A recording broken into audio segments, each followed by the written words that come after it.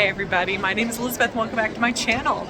I am back in Peoria, Illinois at the Prairie Home Alliance Theater to see one of my favorite shows of all time, Wicked. And not the movie, the actual live show. And I am so excited. I already bought my magnets and I can't wait. So I'm going to show you the theater because I have a great seat this time, and then I will give you a rundown of the musical afterwards, as well as my ranking of all the shows I saw this season. So I hope you enjoy.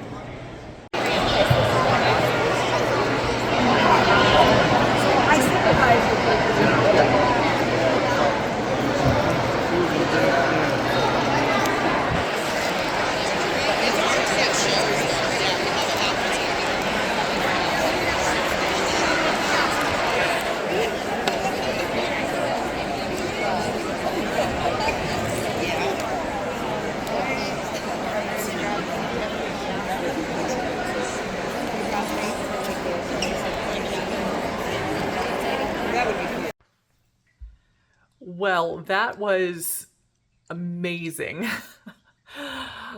I got back from Wicked a few days ago, and that. Now, I have seen the show before. I was in college, and it actually premiered when I was a freshman in college. And I was not able to go see it on Broadway, even though I actually had the opportunity. I chose to see a different show when I was in New York for a college trip.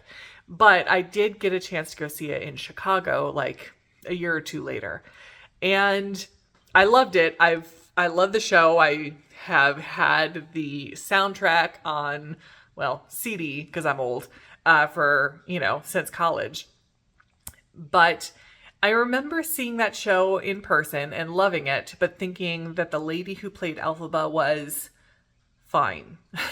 And that's not what you want from the person who sings Defying Gravity. You want someone who you're going to say, she was amazing. And I just didn't have that experience the first time. But this time I did. Her name was Jessie Davidson. And I went in a little, excited to see the show, but thinking, can this lady pull it off? And when she came out to sing her first big song, which is The Wizard and I, it was like she put everybody's mind at ease. It was just like, don't worry, guys, I got this. And I remember during that song, there was a crowded theater and you could hear a pin drop. Everybody was just kind of captured by her, and she was wonderful. Now, listen, everybody in the show was great. The lady who played Glinda was good. Better than good. She was very good. But yeah, they were just kind of all outshone by Jessie Davidson because she was just so good. Now, I mentioned and I showed you that I had a much closer seat than I usually do.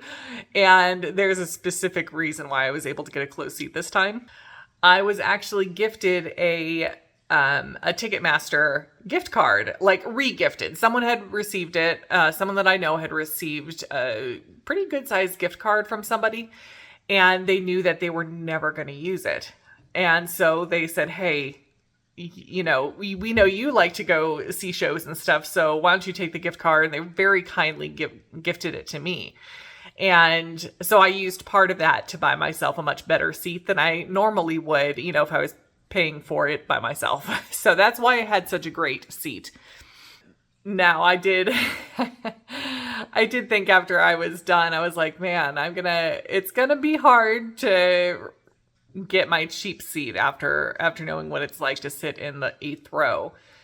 But I'm going to still do it because I like to see shows, and I also don't want to spend a fortune on tickets. So I will keep getting my cheap seat, and maybe every once in a while, if it's a show that I really care about, maybe I'll try to splurge and get a closer seat. But I just can't justify paying a lot of money for a closer seat when I enjoy the shows just as much from my cheap seat.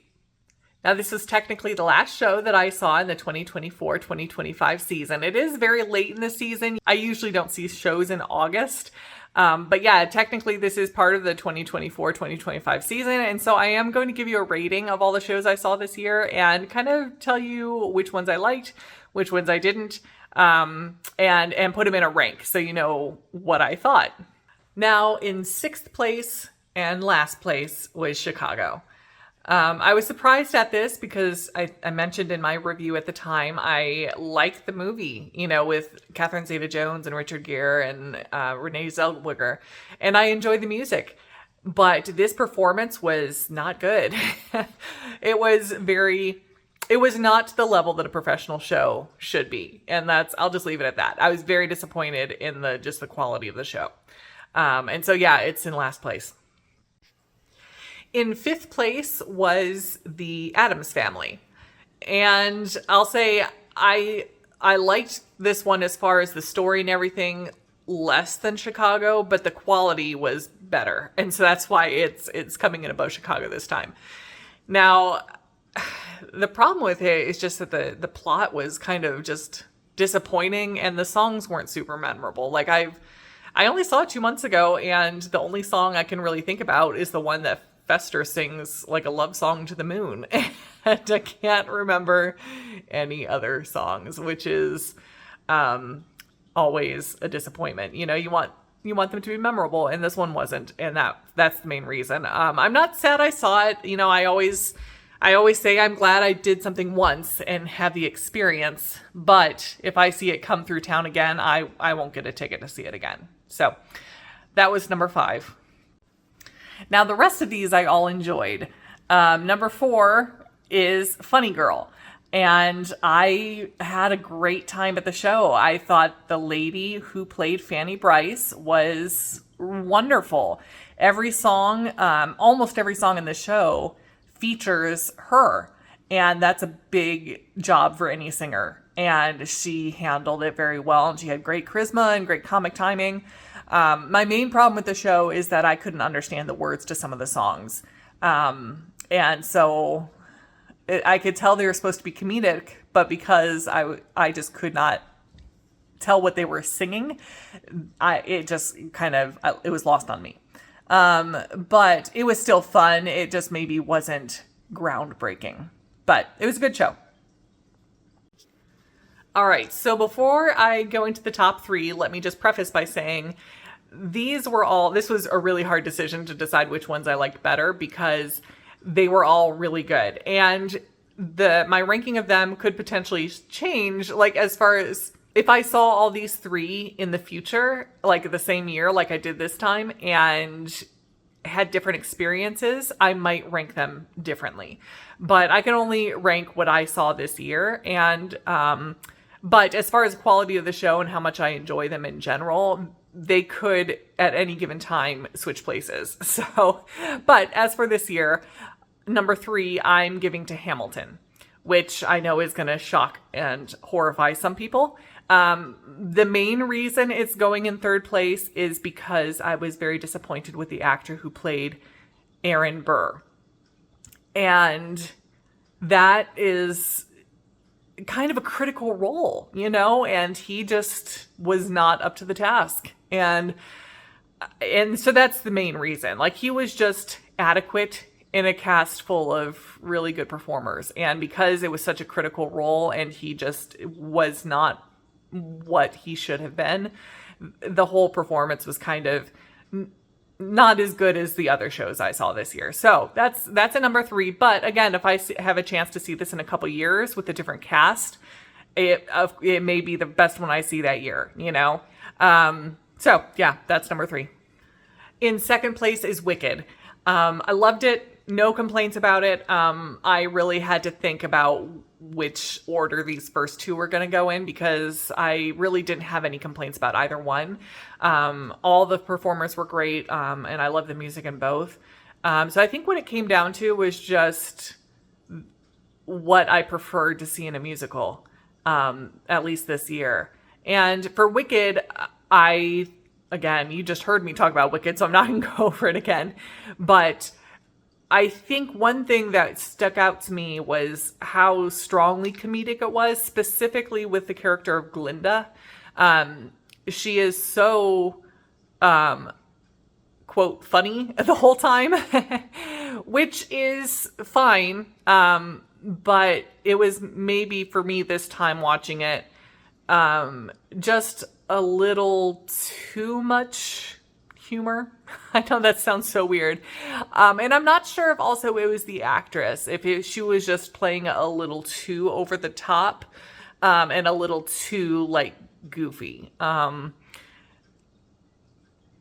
That's all I can really say is that I was kind of getting tired of her jokes by the end. As much as I love the show, but I can enjoy something a lot and still have some things that maybe I didn't like as much. And I think that's why it's coming in second, is because the jokes just got a little old. And I think it was the delivery. I think she was just maybe a little too over the top in her performance.